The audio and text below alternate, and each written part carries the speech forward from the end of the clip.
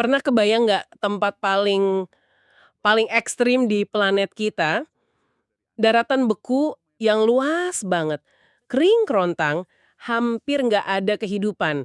Tapi, anehnya malah jadi rebutan banyak negara. Kita lagi ngomongin Antartika nih. Iya, betul. Sepintas kan kelihatannya cuman es putih aja gitu sejauh mata memandang. Tapi sebenarnya apa sih yang ada di bawah es setebal itu? Kalau dari materi kita ini kayaknya Antartika nyimpen lebih banyak misteri ya dari yang kelihatan. Oh, jauh lebih banyak. Skalanya itu memang susah dibayangkan. Ini bukan cuma es ngapung loh ya. Bukan ya? Bukan. Ini daratan, benua asli. Terbesar kelima malah. Sekitar 14 juta kilometer persegi. Hampir semuanya ketutup sama, ya tudung es raksasa itu. 14 juta, Iya, gede banget. terus tebelnya es. Rata-rata aja 1,6 kilometer, tapi ada yang sampai 4 kilometer. Coba bayangin, es setinggi itu nutupin daratan seluas benua. 4 kilometer, gila. Itu kan lebih tinggi dari gunung manapun Indonesia kan? Jauh lebih tinggi. Ketebalan es gitu pasti bikin kondisinya jadi, wah luar biasa ya. Tepat. Es itu kayak isolator raksasa. Bikin Antartika jadi tempat paling dingin, paling kering di bumi. Suhu rata-rata di pantai aja itu antara -10 sampai -30 Celcius. Itu di pantai loh ya. Iya, di pantai. Kalau masuk ke pedalaman, ke dataran tingginya, bisa anjlok sampai -60 atau lebih dingin lagi malah. Beda banget ya sama kutub utara yang masih ada suku Inuit gitu. Beda jauh. Kutub utara relatif hangatlah dibanding Antartika. Makanya di Antartika, kehidupan ya cuma bisa bertahan di pinggiran aja. Ganggang, lumut kerak, terus ya hewan laut kayak penguin, anjing laut. Tengahnya hampir kosong, steril. Tapi justru kondisi brutal ini yang bikin manusia penasaran kan. Sejak abad ke-19 udah banyak ekspedisi ke sana. Awalnya mungkin buat sains, gengsi negara gitu. Ya, awalnya begitu. Tapi lama-lama kayaknya ada agenda lain ya. Nah, itu dia. Di balik eksplorasi ilmiah, mulai tumbuh ambisi politik, klaim teritorial. Kenapa? Ya karena Antartika ini nilainya strategis dan ilmiahnya luar biasa. Secara ilmiah gimana tuh? Gini, ini tuh laboratorium alami terbaik buat neliti iklim bumi. Lapisan esnya itu nyimpen rekaman sejarah iklim ratusan ribu tahun. Perubahannya jadi indikator langsung pemanasan global kan? Oh gitu. Belum lagi potensi buat astronomi, udaranya kan bersih banget, minim polusi cahaya. Terus oseanografi, bahkan astrobiologi juga. Kepentingan sebesar ini pasti bikin gesekan ya antar negara. Materi kita nyinggung soal perebutan klaim wilayah yang sampai panas, malah hampir bikin perang di sana. Betul. Ketegangan itu memuncak pas era Perang Dingin, terutama waktu International Geophysical Year, IGY, tahun 57-58. Itu program riset global gede-gedean. Oke. Banyak negara bikin stasiun riset di Antartika. Tapi beberapa negara kayak Argentina, Chili, itu khawatir kalau riset ini dijadiin alasan negara lain buat ngelem wilayah. Masuk akal sih. Puncaknya, pas IGY selesai, Amerika sama Uni Soviet nolak bongkar pangkalan riset mereka. Alasannya, riset belum kelar. Ya jelas ini bikin negara lain cemas kan? Takut Antartika jadi medan perang dingin baru. Wah, situasinya rawan banget dong ya. Terus gimana caranya biar nggak jadi perang beneran? Pasti diplomasinya alot nih. Alot banget. Presiden AS waktu itu, Eisenhower, ngundang 11 negara lain yang aktif di Antartika buat rundingan di Washington. Tujuannya yaitu, gimana caranya Antartika tetap damai, buat sains, bukan jadi rebutan atau pangkalan militer. Negosiasinya lama. Lebih dari setahun, puluhan sesi, karena tiap negara punya kepentingan beda-beda kan. Ada yang udah terlanjur ngeklaim wilayah, ada yang nggak ngakuin klaim siapapun. Nyari titik temunya tuh, wah, susah banget. Tapi akhirnya bisa kan lahir perjanjian yang unik banget katanya. Iya, ini terobosan diplomatik luar biasa sih. Tanggal 1 Desember 1959, 12 negara itu tanda tangan Antarctic Treaty System, sistem perjanjian Antartika, mulai berlakunya 1961. Isinya apa aja tuh yang penting? Revolusioner banget buat ukuran benua. Pertama, Antartika cuma buat tujuan damai, militer dilarang total. Kedua, riset ilmiah bebas, hasilnya dibagi terbuka, gratis. Oke, bagus itu. Ketiga, yang paling krusial, Semua klaim teritorial yang udah ada itu dibekukan. Jadi perjanjian ini nggak ngakuin, tapi juga nggak nolak klaim lama. Isu klaim dikesampingkan dululah demi kerjasama. Dan satu lagi, eksploitasi sumber daya mineral dilarang keras. Jadi kayak status quo gitu ya, dijaga bareng-bareng, perjanjian ini masih jalan sampai sekarang. Masih. Anggotanya nambah terus malah. Sekarang udah 56 negara. Sekretariatnya di Buenos Aires. Tapi, ada klausul penting nih.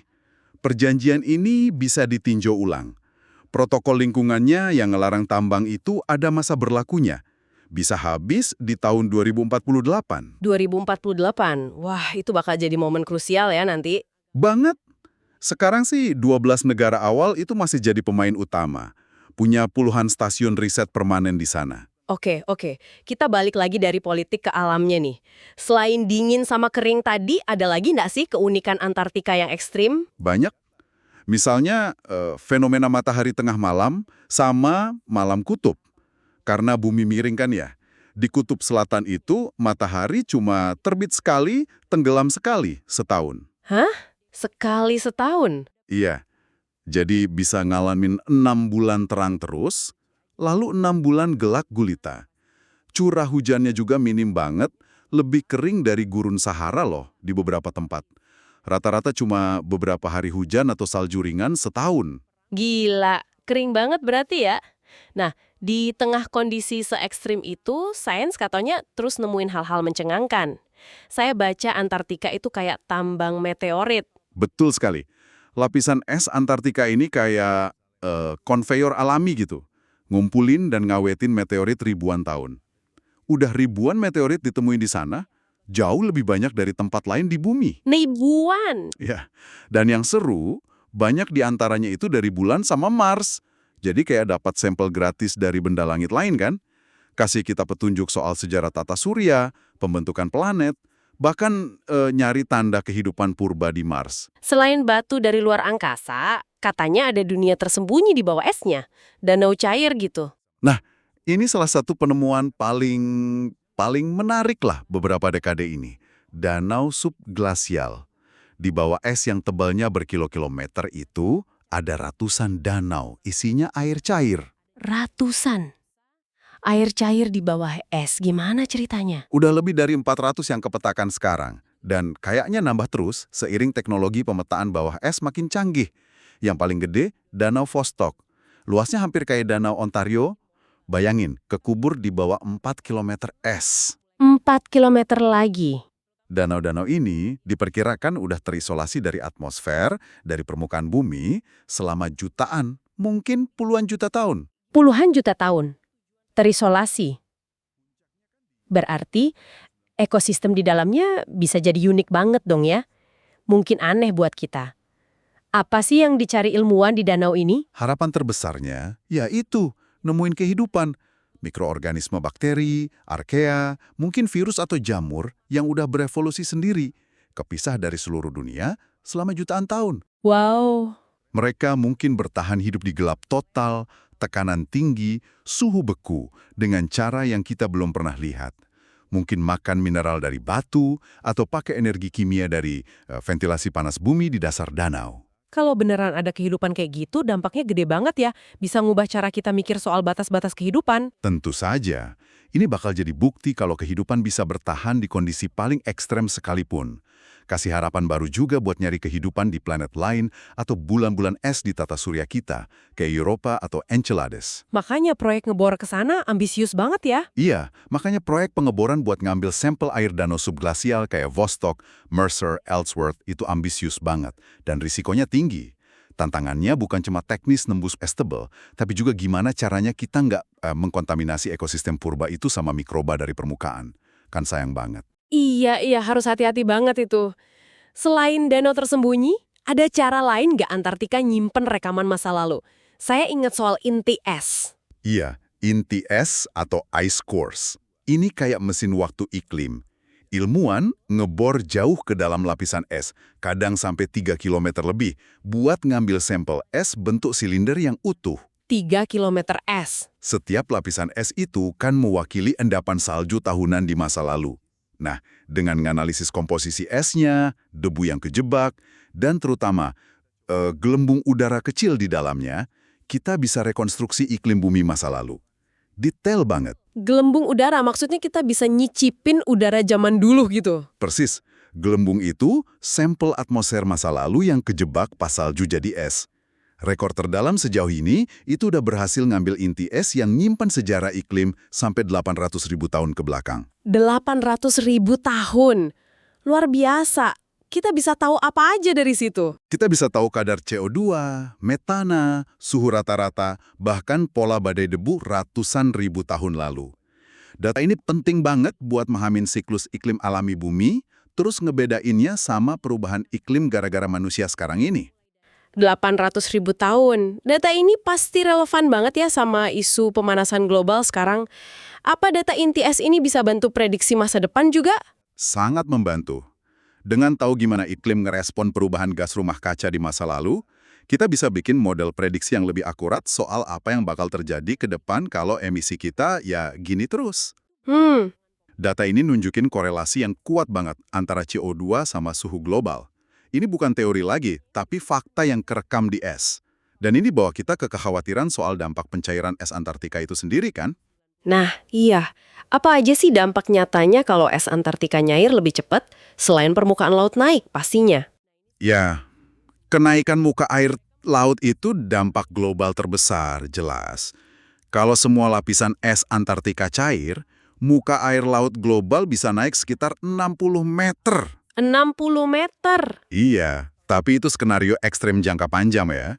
Tapi nyair sebagian aja udah cukup bikin banyak kota pesisir tenggelam di seluruh dunia. Selain itu, pencairan es ngubah kadar garam sama suhu air laut di sekitarnya. Ganggu arus laut global yang ngaruh ke pola cuaca dunia. Ekosistemnya gimana? Penguin, anjing laut. Hancur. Penguin, anjing laut, paus, terus krill. Itu udang kecil yang jadi dasar rantai makanan di sana.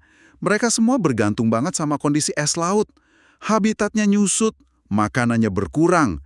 Kasihan banget. Untungnya ada perjanjian Antartika tadi ya, yang larang eksploitasi, minimal itu ngerem kerusakan dari aktivitas manusia di sana langsung kan? Secara nggak langsung, iya, larangan militer sama eksploitasi sumber daya itu bikin Antartika relatif bersih lah dari polusi industri skala gede sama kerusakan fisik langsung, kayak di benua lain. Ini bantu jaga dia sebagai laboratorium iklim alami. Tapi, ya, Antartika nggak kebal dari dampak aktivitas manusia di tempat lain, terutama emisi gas rumah kaca global yang bikin pemanasan itu. Dengan semua misteri sama kondisi ekstrim ini, nggak heran ya kalau Antartika jadi lahan subur buat, ya, teori-teori konspirasi. Kita singgung dikit yuk beberapa yang populer yang ada di materi kita juga, soal alien misalnya.